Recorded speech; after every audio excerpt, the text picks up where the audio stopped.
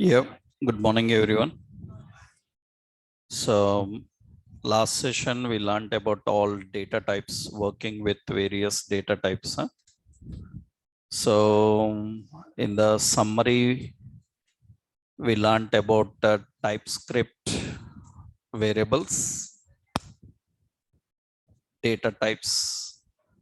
We learned in that we have primitive and non-primitive. Primitive. In primitive, we have number. We have a string, we have boolean, null, and undefined. One more is there, symbol type. This all comes under primitive types. So we have another non-primitive types. Non-primitive types, what we learned about array, object, map. And in additional data types, we learned about how to handle a date. So in the data types, one more new data type is actually symbol type. So generally, for example, I will give you one simple concept. Actually, what is the concept of a symbol and why we need this symbol? Symbol is newly added actually. Okay. So I will show you one simple real-time requirement actual. So this is a page. Right?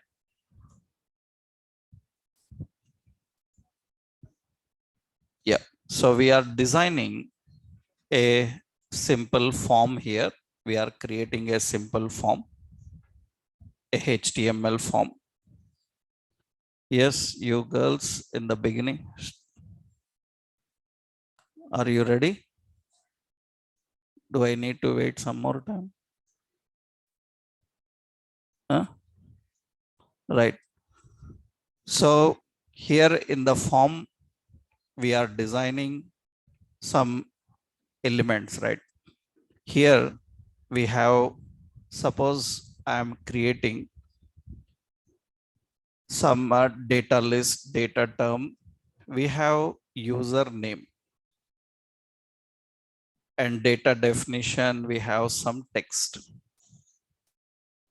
So in this, some value I given as John, that is username. We have some details like age, and we have data definition. Input type is number, and here value is some 22 something. Now actually name is a username. Here the name is age. We will put a button here. So some submit. Submit is the button. I'm showing a general real-time requirement. For example, here we have these details. Username and age. I want to submit these details so that these details are updated in existing user information. And actually, this person's user ID is present. That is some John _ NIT.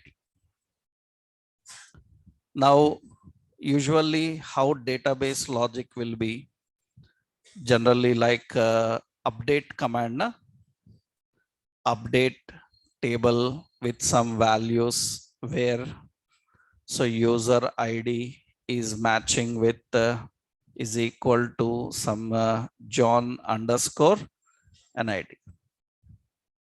So update table set all these. I'm just giving an outline query. So user details are updated by using the user ID. Now, when I submit the form, what details are sent? Username and age. Then without sending user ID, how it will update?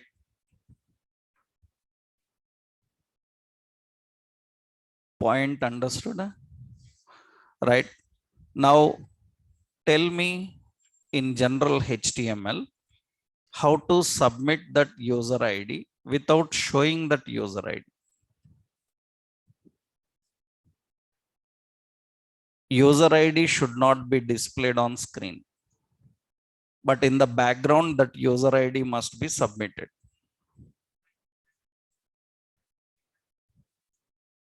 Here user ID field is not there. How many fields are there in the form currently? 2 fields are there. What are those? Username and age. So when you submit, only these two will submit. So now I want to submit user ID also, then only I can update. But there is no field for that. I don't want to show that field to user, but in the background it should be there.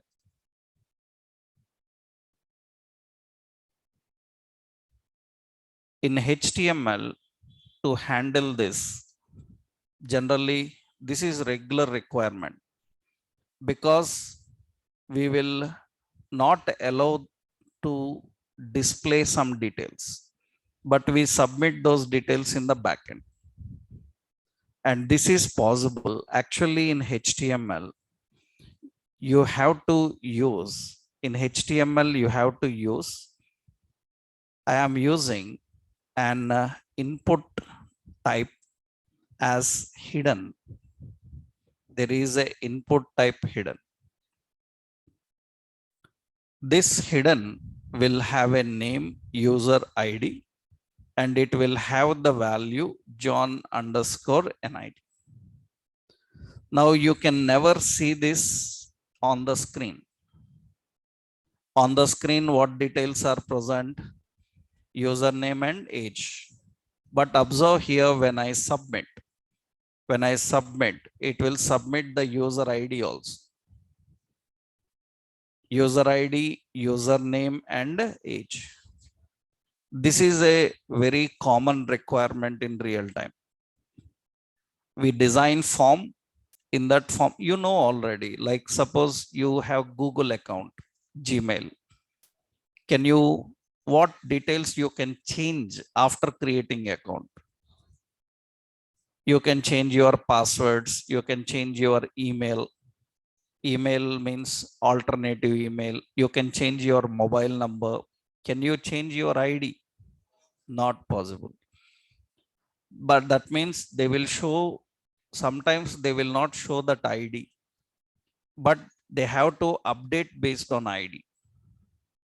So without showing the details, we must able to submit. That means there must, usually in databases, we call this primary key. Am I right? So primary keys are used for indexing. They are used for updating based on the key. Now, this type of concept is very much important here. Actually, to handle this kind of issue, that means generally we have a problem with object. I will take you to this concept of index.ts. Yeah. Here, let's create an object. Here, I'm creating an object. Yesterday, we learned how to create object. LET product. Object. It have a name. So name is what? String. And it have price, some number. Okay. Now in this, we need to store the details. That is name, And in the name, we are storing some name.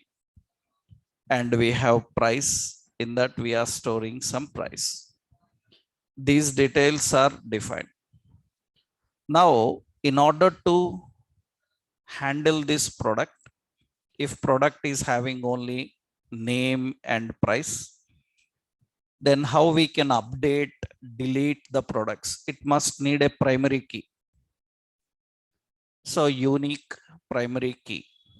And that primary key, we don't want to display. That primary key should not be used.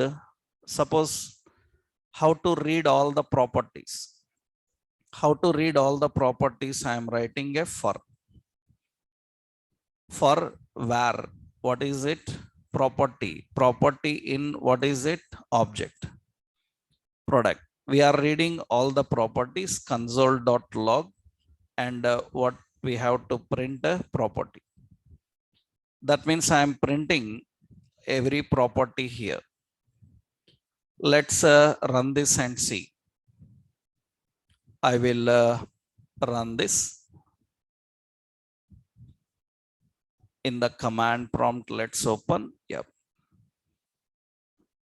You can directly run here tsc index.ts. And here we have node index.js. It is going to print name and price. That means what are the properties available? Those properties are displayed. Okay. Now what we want is, we want a field in such a way that it should be there. Its value must be accessible, but it should be hidden. Hidden means whenever anybody is reading all properties, it should not come inside it. This is a very good concept, and it is not there in JavaScript earlier. This is very regularly required in our real world projects, which I showed you in a form design. But this is not there in JavaScript.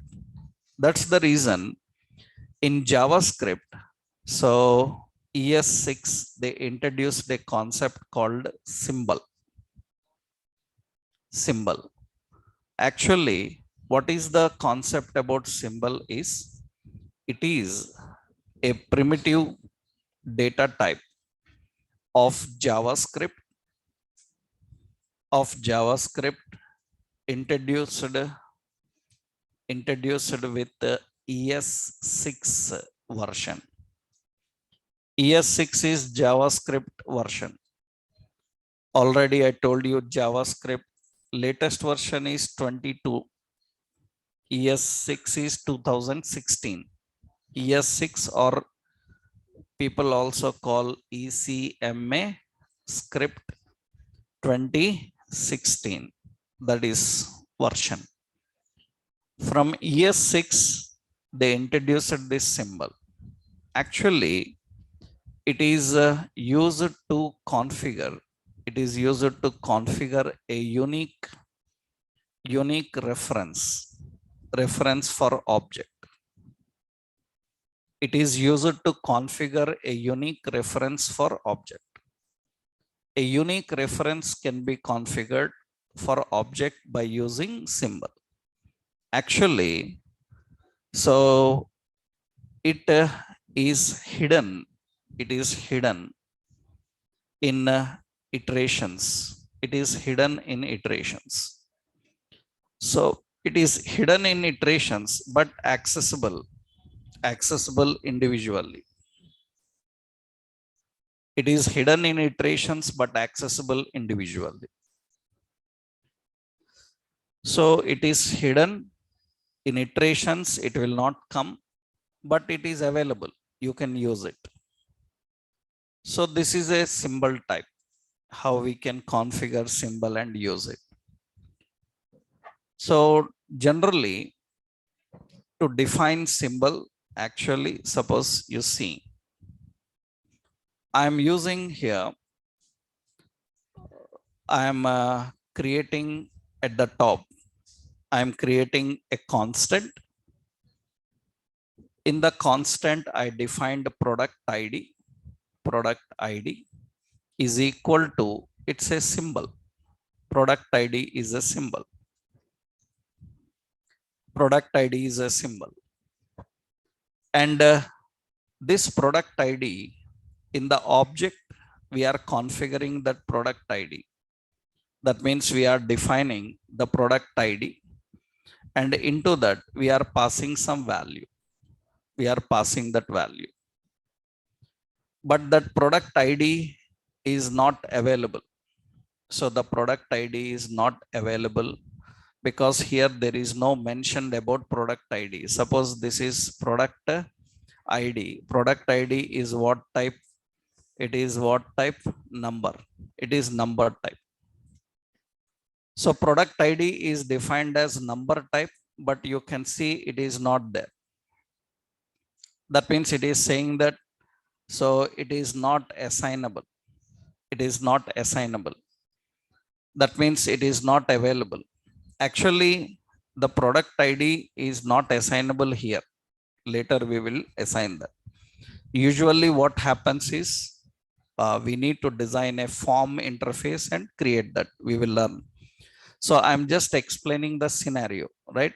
What is the point here? This is a field. What is the purpose of this field? This field is hidden, and that hidden field will not allow to use it in iterations, but it will be available independently. It is available independently. So here I am defining the product ID. You can see just I am defining product ID. Product ID is individually configured and we are accessing it, but this will be treated as a number. Understood? This will be treated as a number and it's an ordinary type. It is not using this one. Now this product ID must be used in our object. If I have to use that product ID in object, you have to learn one more concept, contracts and all, that I will show you now. So in OOP concept, we have to discuss. Then we can implement. So what is actually, this is directly available in JavaScript. It is directly available in JavaScript. In TypeScript, we need additional concept to implement this generic, and you need to understand about a concept called generics. Already I told you yesterday, map also requires a concept called generic. After learning that, you can implement. Actually, what happens? So we have LET. So what is it? LET is defined with what? LET. So this is product ID. Product ID is what type? Symbol. It is a symbol type. Now what we do? We create an product. Product is an object. In that, what we do? Product ID, we will assign some value. We have some name. The name is TV. Another one, we have a price. The price is some price defined. Now we are reading. So here for is what? Where property. Property in what? Product. We are printing the details. Document dot write what? Property. Property. It is going to access and display the property. This is a simple option. You see, ID is not there. Only which one is accessible? Name and price. But product ID is also a member. It is also a member. For example, outside I'm accessing document.write. So we have product dot I'm accessing product ID. Product of, actually we use product ID. Product of product ID. Actually, individually I am accessing the product ID, it will get it. That means the value is coming. The value is working fine. Right? That means, is product ID available in product? Product ID is available in product, but it is not shown in iterations. It is individually accessible. You can individually access, but it is not shown in the iteration. That means you will not find that there is product ID, but it will be there. It will be working. It will be submitting the data.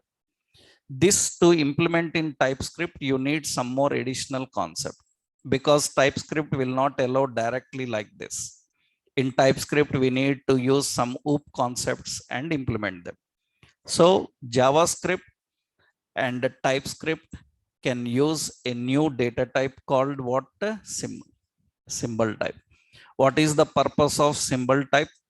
So to create unique hidden fields, so that they are hidden in the iterations, but they are available in general uses, right? This is a new data type. So syntactically, how we define? Syntactically, let some product ID. So product ID, and it is equal to symbol. And how do we implement this? So let product is an object. In that product object, we have in the square brace product ID is some value, some name, and price. That is how we define. This is how to access all the properties for where property in product. We are printing every property. You can use console.log.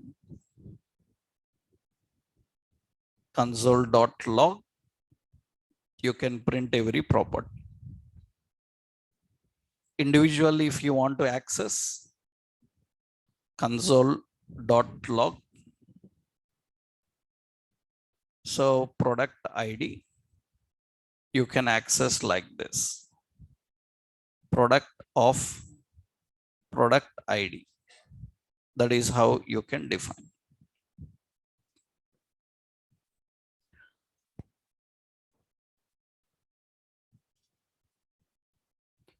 So this is not available in earlier versions of JavaScript. So this is there from ES6 version, and you can implement anywhere. So when you are defining the data types, configuring the types, this is important. Why it is a primitive type? Because its structure cannot be changed once initialized. Once you initialize the structure, it cannot be changed. It will have a fixed, because it is immutable. Unique fields cannot be changed. I told you, suppose like user ID. Once you initialize, you cannot change. So it should be unique. That is the reason it is kept under the category of immutable types. Immutable types, and primitive types are immutable types, right? This is the basic of how we can work with data types. Is it clear? Everyone understood? So what is the purpose of symbol type? So to configure unique fields in an object. To configure unique fields in an object. Why you need a unique field in object? Why you need a unique field in object? We need unique fields to handle index-based operations. Operations like editing, updating, deleting, all these require unique field. So, and what is the ability of symbol? Symbol is not just displaying unique field, it is also hiding the field. So that they are available, but they are not displayed in iterations. They are not displayed in the iterations, right? This is all you need to understand about this. So actually in TypeScript, when you are dealing with this, when we are dealing with this, suppose I mentioned product ID like this. it will show invalid because the data type problem is there. If I mention the data type as any type, now it is okay. When you mention the data type as any type, it is okay. So, but any type is going to handle all types, right? For example, now see here, I am accessing now. So I am compiling that and I am running this. So you can see it says symbol have a problem, and see that it is clearly saying that it is available only in the library from which version? ES 215 and later, higher. It is just a warning actually. For example, you see now, I'm just giving here. So TSC. So this is node. Node what? Index.js. It is working. It is working. So I will keep here LET or something values. Huh? Now I'm trying to access console.log. Console.log. What is it? Product of product ID. We are accessing product of product ID. Actually, this is product ID is equal to which product ID we are looking for. I am transcompiling here, means first compiling, then it says be careful about this symbol. It is not there in older version. It is showing you an warning. And I'm compiling that node, what is it? Index.js, and you can see it is working fine. In spite of that error is not code error. That error is just to show you a warning that this is not available in old versions. You can still forcibly run this program, then it will simply show you the result. Actually, you remembered our TS configuration file is there. Am I right? In C here, target is 216. That is the reason it is working. It is working. But it is showing warning just to tell the users who are using older version that it is available only from this. Right? Why it is working in spite of error? Because our target is 216 only. If our target is 216, it will work. If it is 215 or other version, it will never work. So this is important. So instead of any type, what is used in reality, I will tell you. For that, we need to learn OOP concepts. Right? So you can initially try this in TypeScript also, but just you have to mention the data type as any. I will give this example in the notes. Huh? Same example, what I given, only the point data type you have to mention as any type, right? This is all important about data types. This is all about the data types. We have primitive types and non-primitive. Next important actually to work with the language, you need to understand TypeScript operators. There is no change, same as JavaScript operators. So I'm not going to discuss anything because you will learn in JavaScript. I hope you already know what are the various types of operators we are having. Actually, operators are categorized into different groups na, in JavaScript. You have unary operators. So you have binary operator, you have a ternary operator, am I right? Right. So unary operators, so you have plus plus, minus minus, binary operator, addition, subtraction, multiplication, division, am I right? All these ternary operator, question mark, colon, that is ternary operator, na? Right? And you know operators are further classified into arithmetic operators. We have logical operators. We have assignment operators. So we have conditional operators, comparison. Yeah, comparison operators, We have bitwise operators, and we have special operators. special operators. These are all operators of JavaScript. In JavaScript, you will learn all of them. I am not repeating that here. So whatever JavaScript operators are there, the same are available in TypeScript. There is no change. And I hope you people know some new operators already in JavaScript you might have learned. So what is new is new operators you need to know. New operator is actually from ES5. From ES5 we have double asterisk. That is a new operator from ES5. Actually double asterisk is exponent. Exponent.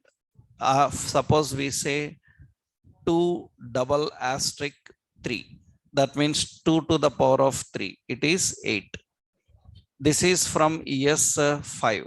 Older version we used to write like this: math.pow 2, 3.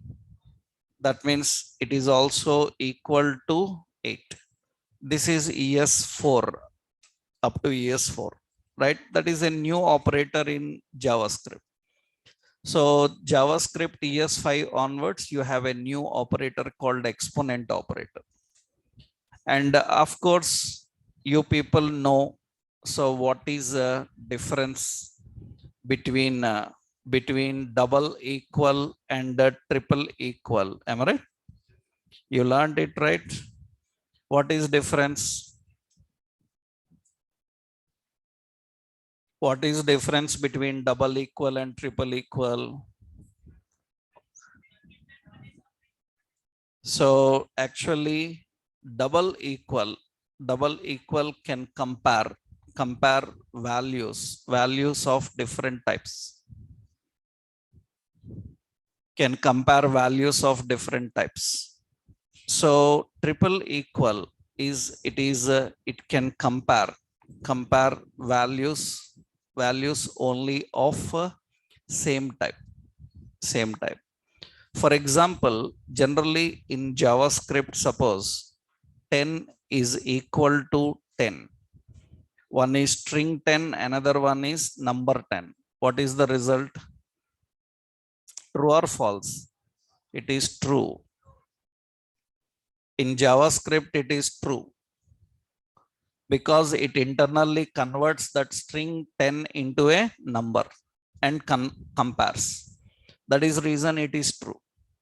But because double equal can compare different types, so triple equal can compare only same type. This will be false. If it is string, am I right? That will be false. These are general things you already know in JavaScript. So JavaScript operators the same in TypeScript, no change. Another important TypeScript statements. TypeScript statements same as JavaScript. No need to explain these statements also. Actually, what are the statements? We have selection statements. Selection statements, what are the keywords? If, else, switch, case, default, these all comes under which one? Selection. You know all of them, right? Right. In JavaScript, you learned how to handle these all selection statements: if statements, else, switch, case, and default. These are selection statements. We have looping control statements. Looping control statements also, you know what is it? For, while, and do while. These are looping control statements, no change. Iteration statements, you know already. Iteration statements, we have for in and we have for off. Here for each is a method, not a statement in JavaScript. So we have iteration statements and we have jump statements also. You know what are jump statements? Break, continue, and here we have in JavaScript we have return. Here we don't have any go to, right? Here we have break, continue, and return. These are jump. And we have exception handling statements. What are exception handling statements of JavaScript? Try, catch, throw, and final. These are exception handling statements. These are all the statements of JavaScript, and TypeScript also same, no change. So we don't discuss about these in TypeScript again because already you know them all. You have to know them all, right? So you have to know them all and come to learn Angular, right? These are all JavaScript statements. So there is nothing much to discuss about operators and statements because they are same as JavaScript. So these are all language basics. So let me give the summary of language basics. Language basics. What is that? Variables, data types, operators, statements. These are all the language basics. These are all general language basics. And of course, in JavaScript, you have learned about functions. In JavaScript, you learned about functions. Those concepts also same here. All JavaScript function concepts are same. There is no change. Everything similar. So variables, data types, operators, and functions. Functions concept is everything same. I will just give a simple overview. So I will simple give a overview. I will not go detail because you learned them in JavaScript. Let's see a simple point here. TypeScript functions. TypeScript functions. Actually, what is the purpose of a function?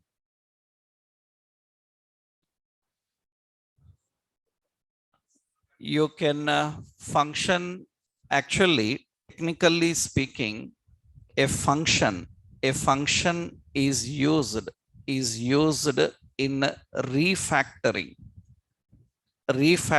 the code. A function is used in refactoring the code. That is the purpose of a function.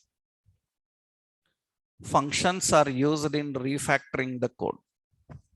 Actually, refactoring is a mechanism of encapsulating a set of statements and extracting into a function or file. That is called as refactoring. So refactoring is the mechanism of encapsulating a set of statements and extracting to a function. That is what actually. So if anyone asks what is purpose of a function, technical answer is refactoring. That means generally you should know that when you answer the questions in interviews, according to your answer, they can calculate your skill level. That means what word you given as answer, based on that, they can understand how much depth you have in the knowledge of concept. So because at learning level, different answers will be there. At experience level, answers will be different. Concept is same, but experience level answers means you have to tell technical words. You should not generalize any topic. That means you should not tell the answer in interview for any question in a generalized manner. You have to tell only technical terms. General terms are okay while you are learning. They are not okay in interview. Right? You have to use technical terms only. You have to tell technical terms. So I will tell you this point. Functions are used for refactoring means, see, suppose I am writing here for where I is equal to 1, I less than or equal to 10, I plus plus. And console.log I. This is a program. This is a set of statement written for printing numbers from 1 to 10. I want this again and again. If I want this again and again, see what I am doing. I will select these lines. After selecting the lines, right click on the selected lines. When I right click on selected lines, you will find there is an option refactor. There is an option called refactor when I select it. So there is an option called refactor. I will select that refactor. When I right click and select refactor, it will give extract to a function or move to a file. I am using extract to a function. Refactor, extract to a function. What is the function name? Print numbers and enter. Now a function is created. A function is created and a function is called. So what is the main motive of a function? What is the main purpose of a function? To refactor the code. What is meant by refactoring in computer programming? Refactoring means encapsulating all the lines, keeping them in a function so that we can access and use any number of times from any location. That is the concept. So when you refactor the code, you can reuse the code. So general answer is function is used for reusing the code. Technical answer is function is used for refactoring the code. Right? Now you say function is used for reusing the code. You are a fresher. You say it is used for refactoring. You are experienced person. Even interviewers sometimes don't know. So some interviewers will ask, what is this refactor? I never heard. That means you are more better than him. More better than the person who is interviewing you. Because every time interviewer is not genius. He knows only what he is working on. He don't know everything. Right? Sometimes you know better than them. You have better knowledge than them. Some concepts you know very latest which they don't know. Because they are working on several old versions from several years. They are experienced, but experienced in old concepts. They are not experienced in new. Right? That means you need to use these technical terms. So function purpose is what? Refactoring. Refactoring. So syntactically here we define a function like this. Function and the name and parameters, and we have to define this functionality, whatever the statements are there. And actually, I hope you people know the configuration. Configuration is we have a function and its name and parameters. Up to this, it is called as function declaration. It is called function declaration. You have name and parameters without the word function. Understood? That is called signature. Function signature. And after the function name and parameters, there is a block. This is called definition. So every function have three phases: function declaration, function signature, and function definition. Function have three phases: the declaration, the signature, and the definition. Sometimes we have to write functions without definition. Sometimes we have to just use the signature. And sometimes we need the declaration. Now, how to access a function? We have to access a function by using its signature. Understood? Functions are accessed by using the signature. In how it is defined, we access that. So actually this is the point. So function we have, so function we are writing, suppose we have a function and the function name and the parameters, and we have this. So this part is called as declaration, and this part is called as a signature. Part is called definition. So function have these three phases, right? So function usually have these all options, and I hope in JavaScript you learned. So what are the concepts you learned about function is function parameters. We have function return type return. So we have anonymous function. We have function recursion. We have function closure. Function closures. So we have arrow function. These are all function related concept you have to know while working with JavaScript. So functions related, these all topics you need to know. So these are same in JavaScript, TypeScript, everywhere.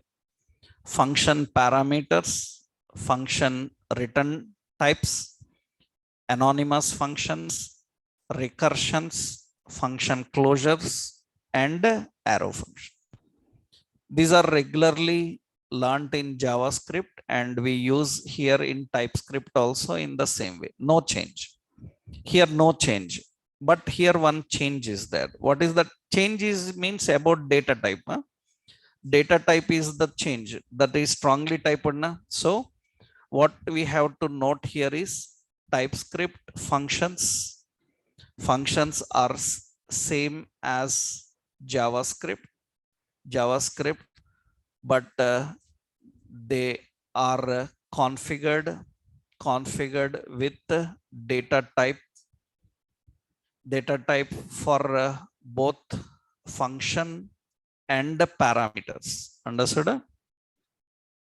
Means every concept about function is same as JavaScript. Only the extra thing you need to know is data type. So when you write functions in JavaScript, you don't need data type.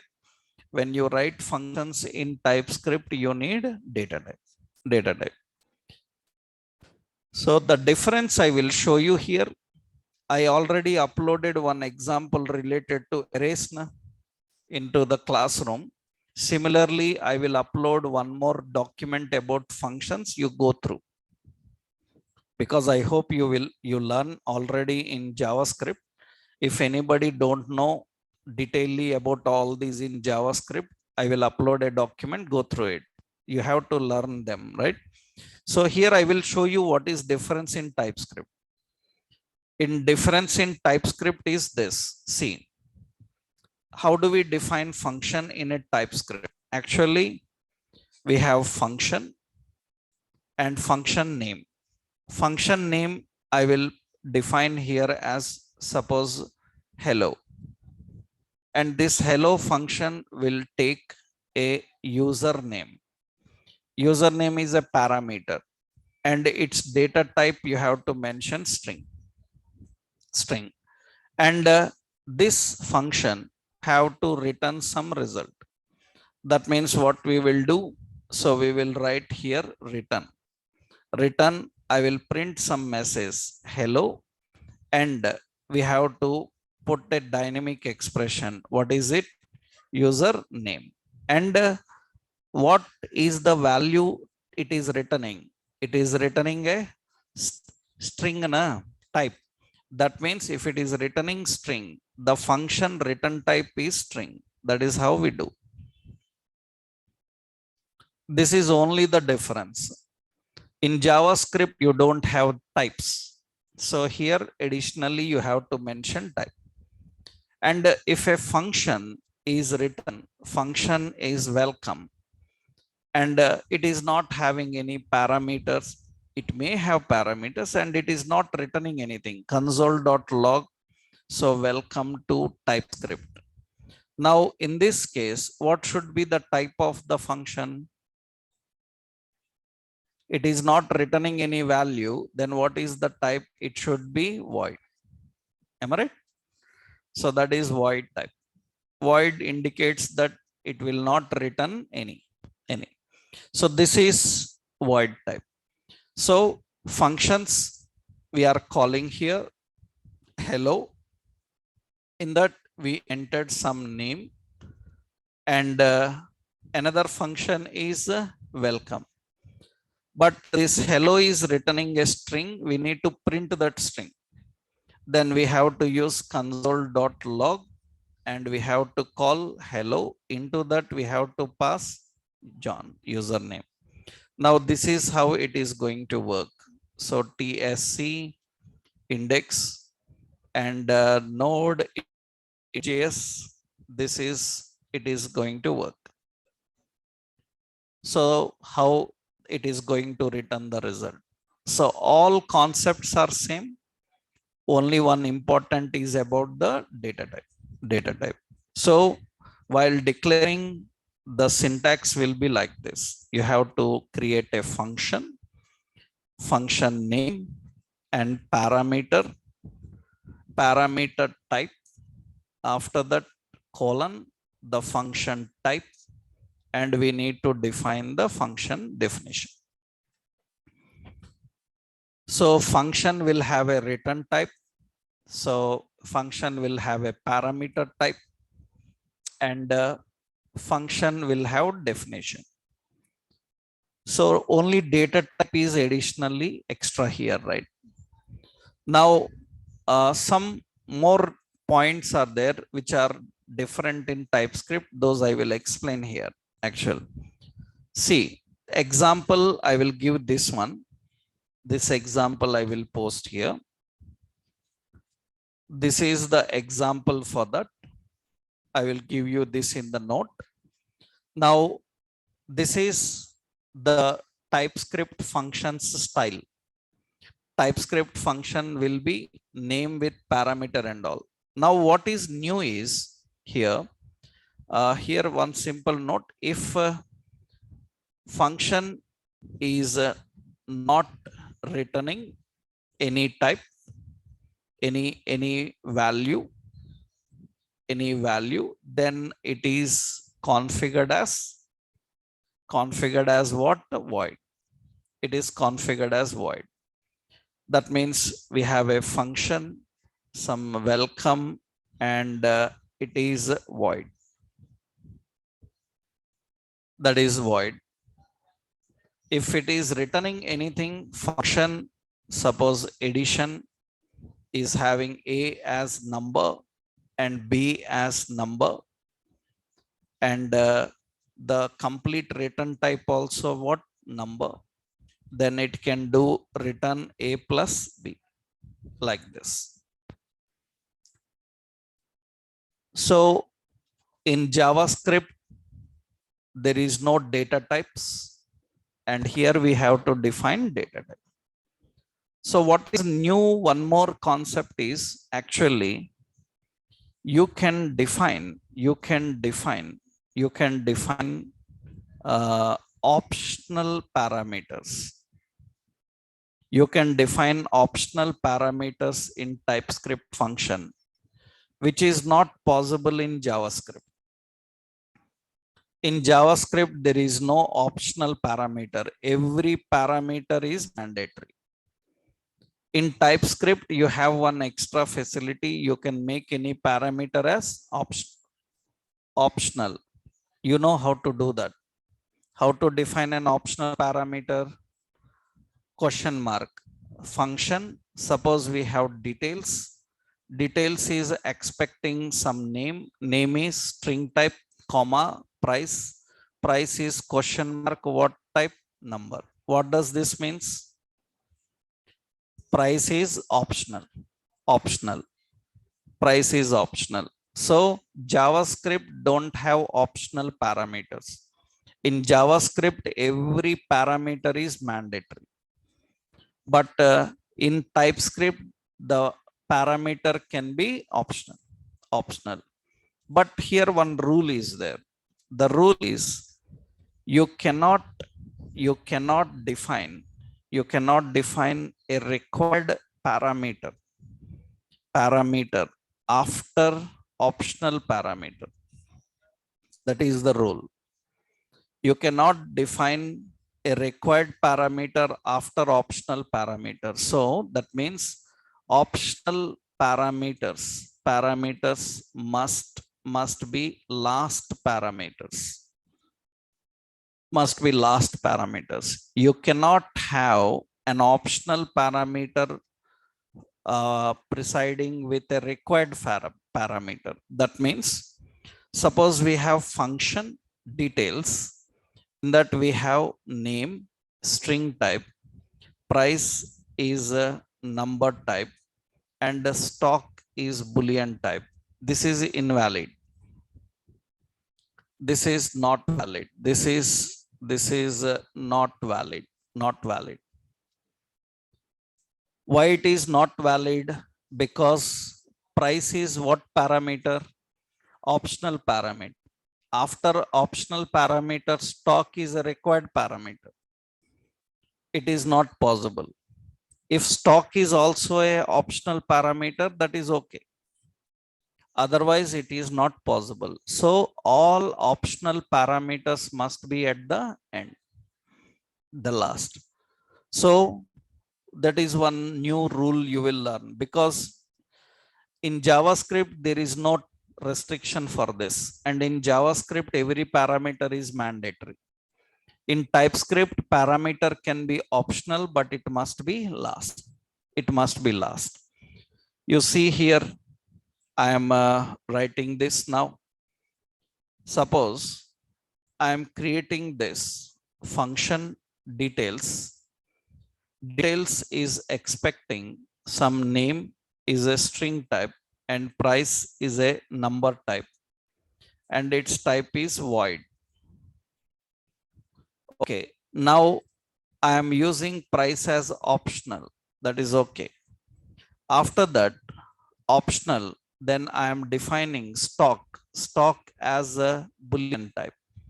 Boolean type. It is not allowed. You can see the error. It says that stock is declared, but value never read. It's okay. A required parameter cannot follow an optional parameter. That is error.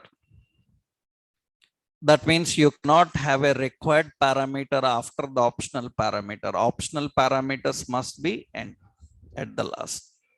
So you can have optional parameters, but optional parameters must be at the end. So this is not right.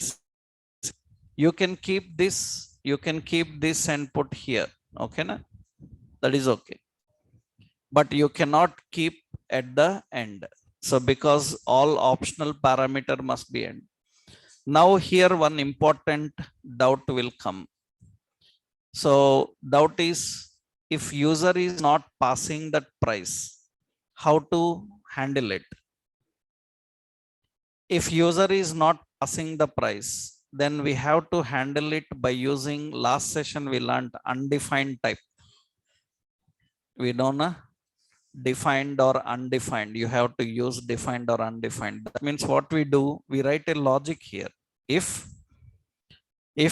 price, that means if price is defined, then we will print console.log. We will print both details. Name is equal to what? Name. And in the next line, we will print price is equal to what? Price. If price is not defined, how you know that it will not be defined? Because it is marked as optional. If it is not defined, then console.log, it should print only name. It should print only name. It should not print price. That means now see here, in one situation, I am accessing details. In the details, I am passing only name. That means I passed only name. Then it will not print price. It will print only name. You can see I am compiling and this, and it is not going to print the price. When price will be printed? When I pass some price. Price is a number. I am passing some price. Then it can able to print that price. Compile and run this. Then it is going to print both name and price. Name and price. So if you design optional parameters, it is your responsibility to design logic also for that. That means you mentioned optional parameters, then you have to tell if they don't pass, how to handle. You have to write. It cannot handle.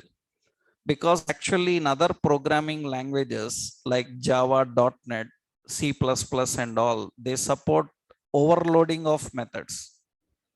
Am I right? If you given two definitions for a function, which definition you mentioned that it will use. But here it is not like that. You have to handle all situations manually. You have to write if price not passed, what to do. If passed, what to do. That is very important. When you are dealing with optional parameters, this logic is important. This is generally how we use the functions. So all other concepts about function is same. Only the difference is about data types. I hope everyone is clear, right? How to create a function, how to mention the data type. If it is returning a value, value type. If not returning a value, void type. And function additionally in TypeScript can have optional parameters. And how do we handle those optional parameters, right? This. Next, important, now after you understood all these language basics, now we will go into another concept, that is TypeScript object-oriented programming. We will go into the concept of TypeScript object-oriented programming. Is JavaScript object-oriented programming? No. JavaScript is not object-oriented programming. It supports only some features. But TypeScript is a complete OOP language. Here, detailedly we have to learn, because these OOP concepts we have to use in our Angular regularly. Along with language basics, OOP concepts are important. So first thing, I hope everybody knows. So what is object-oriented programming's main purpose? Object-oriented programming main purpose is code reusability, code separation. Code reusability and code separation, right? Actually, I will give a simple point here. So real world application development. Real world application development uses three types of programming systems. We have POPS, which is process oriented programming system. We have OBPS, object-based programming system. And we have OOP, object-oriented programming system.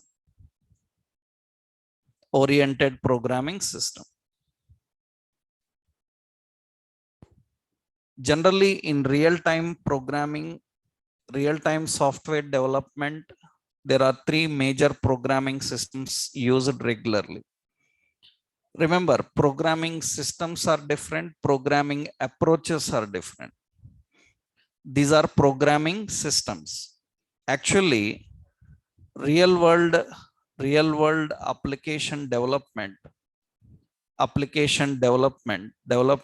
uses various programming approaches also. Programming systems different, programming approaches different. Programming approaches like we have functional programming. We have like structural programming. We have like imperative programming. We have procedure oriented programming. Procedure oriented programming. These are all different programming approaches. Programming systems are different, programming approaches are different. Actually, your languages that you learn like Java, .NET and all, some of those languages support functional programming, structural programming, imperative programming also. If you don't know what they are, later in OOP concept, I will explain these points. Right? But some programming languages support all these. Actually, JavaScript supports all these. JavaScript supports different types of programming. Programming approaches are different, programming systems are different. So functional, structural, imperative, procedure oriented, these are all programming approach. And OBPS, POPS, OOPS, these are programming systems. Actually, every programming system have a different advantages and drawbacks. Every programming approach is used in different domains. For example, we are developing a project for a bank. Bank is a finance domain. Then we have to use a different approach. We are developing an application for a supermarket. Then it is a different approach. We are developing application for an online shopping. Online shopping comes under which domain? ERP, Enterprise Resource Planning, ERP. In that case, we have to use different approach. Software developers have to know different types of approaches according to the domains. Right? You are developing a project for finance domain, different approach. So you are developing for ERP, different approach. Data mining, different approach. IoT, different approach. Right? Depending on type of application. Approaches are, if you don't follow those approaches, your application will fail. If you don't follow these approaches, your application will fail. Lot of bugs will come. So you cannot successfully develop an application. So programming systems, programming approaches. Actually, what is difference? What is the advantage of OOP? Actually, POPS means process-oriented programming system means it supports low-level features. It supports low-level features. It can directly interact with hardware. It can directly interact with hardware. It is faster. It uses less memory. These are the major advantages of process-oriented programming system. Example for this, C, Pascal, COBOL, all these. These comes under the category of POPS. These are process-oriented programming system. For example, we have a air condition, we have a refrigerator, we have a washing machine. There will not be a Java program inside it.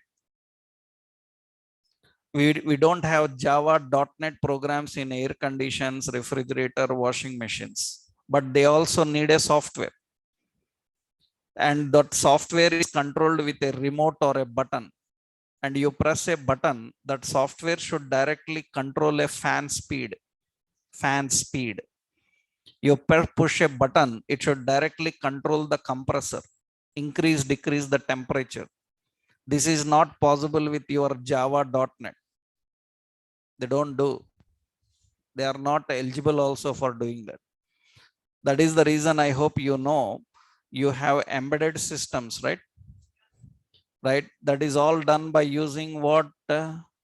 C Pascal at a very high level also. For example, you know, even in space research, they use Pascal, Visual Pascal. NASA controls its satellites and controls its rovers on Mars by using Pascal. NASA uses Visual Pascal. They don't use Java or .NET, right? Use Visual Pascal because they have to control a device.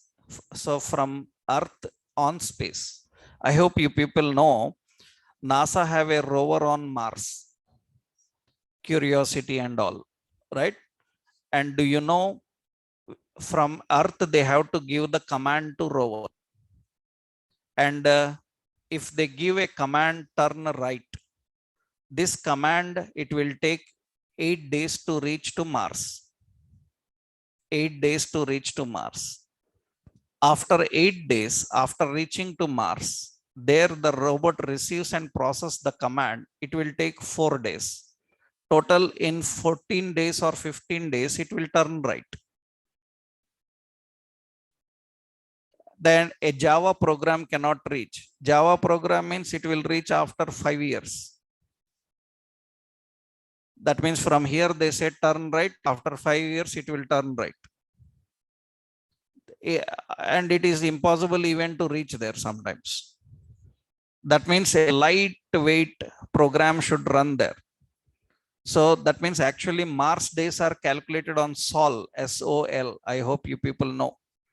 One Sol equal to almost 48 hours. That means the point is these are not very less caliber programming languages. These are very high caliber programming languages. Only the point is they are not suitable for every situation. And your languages are not suitable for every situation. So process-oriented programming languages, they support low level, they can directly interact with hardware, they are faster, they uses less memory. What are the drawbacks? Drawbacks is nothing but code reusability.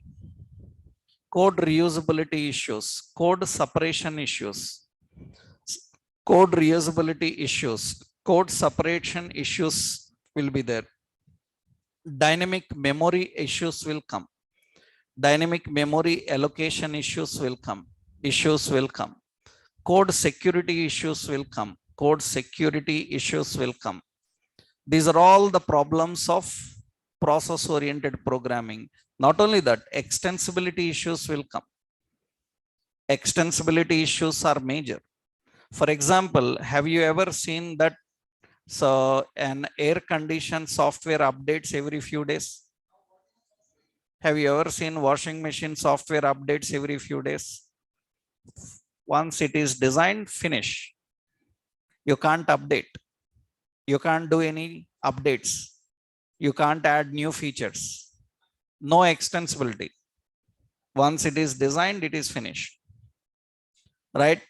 That is the reason. I hope you, this is the concept. I hope you know NASA have sent several rovers on Mars, and they lost communication with almost 2-3 rovers already. Only currently 2 rovers are active on Mars. And what is the reason? NASA says that why it lost communication with their existing rovers. It says that those rovers are no longer taking our commands because their memory is full. What NASA is saying that memory is full, After all, your computer is having 1 TB, 2 TB, 3 TB. NASA people can send millions of TB. Na?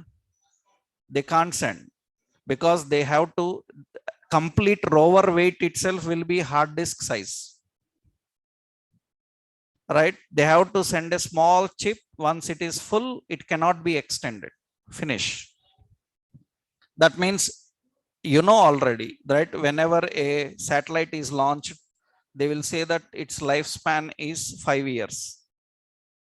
We said now India launched Mars satellite now, right? We failed the rover, but satellite is still revolving over Mars. The time we set was 2 years maximum. That means 2 years. After 2 years, it will lost communication. Why? Because it can't take more commands. Memory is full. Right after that, it is lost, gone. That means extensibility not possible. These are the drawbacks, right? So we have another programming system. What is the programming system? OBPS, object based programming. It supports code reusability. Code reusability. It supports code reusability. It supports code separation. Code separation. It supports dynamic memory. Dynamic memory. It supports extensibility. It support limited extensibility. Extensibility. There are some issues in extensibility. It supports limited extensibility. These are all the advantages. Example is actually JavaScript comes under this category. And language like Visual Basic comes under this category. OBPS, these are object-based programming systems. They look like OOP, but they are not OOP. They have only some features of OOP. That means code reusability will be there, separation will be there, dynamic memory allocation will be there, but certain features are missing.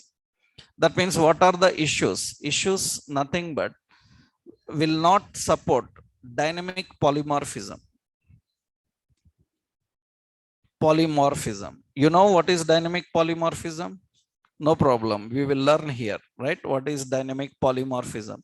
It will not support dynamic polymorphism. So it will not support actually. So there is no code level security. Code level security. So no dynamic polymorphism, no code level securities. These are all the major issues with OBPS, object based programming system. Now that is the concept OOP. What is the features of OOP? So it supports code reusability. It supports code separation. It supports code extensibility. It supports dynamic polymorphism. So it supports code level security. All these are supported. Now example, you have C++, you have Java, you have C#. These all comes under OOP. Then what are the drawbacks of OOPs? So the major drawback of object oriented programming is they cannot interact with hardware directly. That means they don't support low level features. They need more memory. They are heavy on applications. They are slow. These are all drawbacks of OOP language. You cannot say OOP is the best language because it have its own drawbacks. OOP languages cannot directly interact with hardware. They will not support low level features. They are very tedious, heavy, slow in responding. For example, best example is you know Android phone, right? Any another operating system phone? iOS. Any another operating system?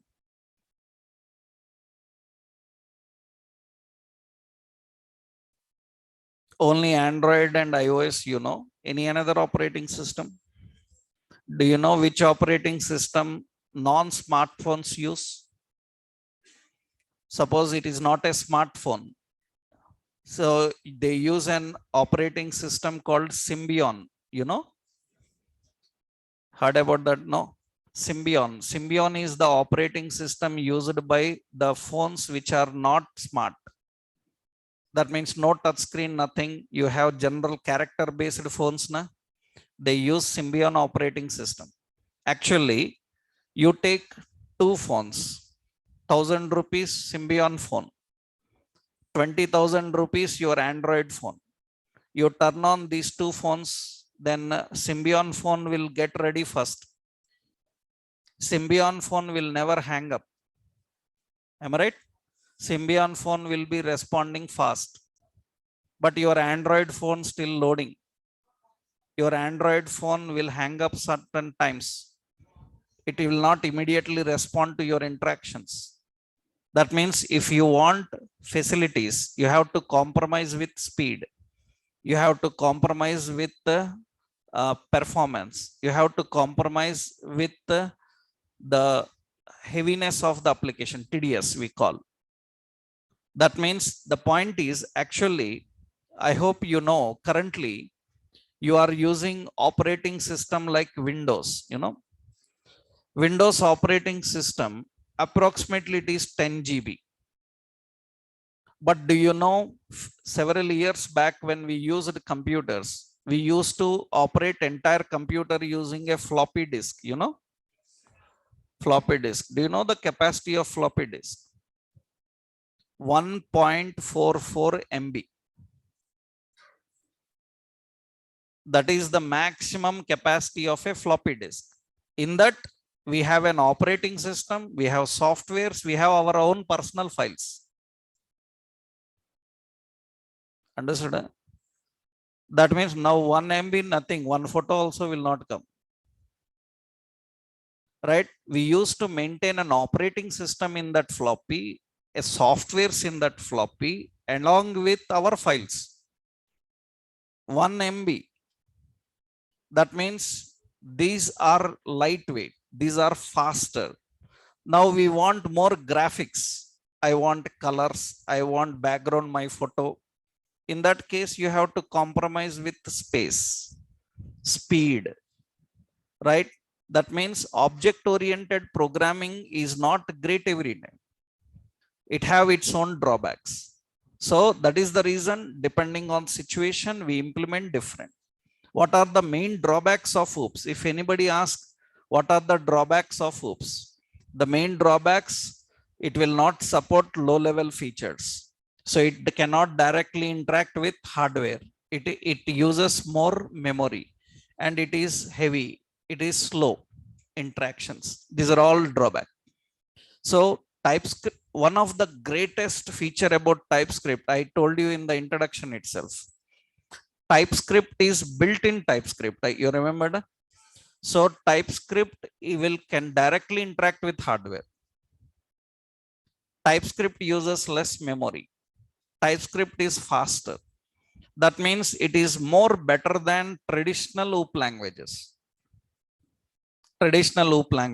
As I told you already in introduction of TypeScript, TypeScript is not just for JavaScript, for Angular.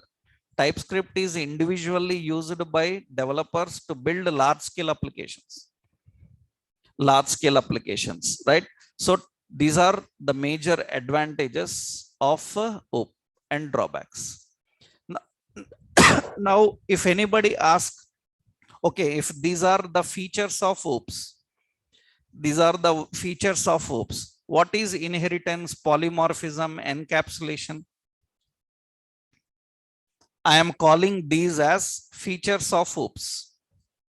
Am I right? These are features of OOPs. Then what is polymorphism, inheritance, encapsulation, abstraction? These are characteristics of OOPs. These are characteristics of OOPs. Generally, you people sometimes confuse it between these two. If we ask what are the features, you will tell encapsulation, inheritance, polymorphism. Those are not features. Those are characteristics. Features are these. That means these features because of those characteristics. These features because of those characteristics. So what are the characteristics? So I can call these as OOP features. Then what are OOP characteristics? OOP characteristics. OOP characteristics, inheritance. Right? We have like aggregation. We have like polymorphism. So am I right? Polymorphism. And we have like encapsulation. And we have abstraction. This all comes under that. And remember, these characters will lead to those features. For example, how we can achieve reusability and separation?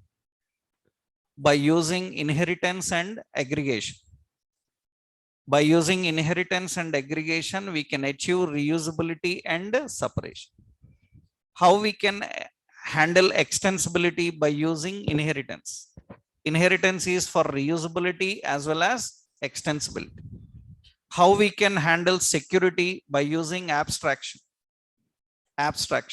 So these characters lead to those features. These all you are going to learn in TypeScript. In TypeScript, we have to learn all this because TypeScript is not like JavaScript in OOP concept. It is very huge. And this is completely different. So we have to learn every point about OOP. So we will see one by one how to handle them. That we'll see tomorrow. Right? In tomorrow, we will start working with the OOP concepts, object-oriented programming. Right? It will take mostly 3-4 days time. With that, we will finish TypeScript. Then we will start Angular. Okay? It will take 4 days more time to finish all the concept. Then we can start with Angular. Okay? Right.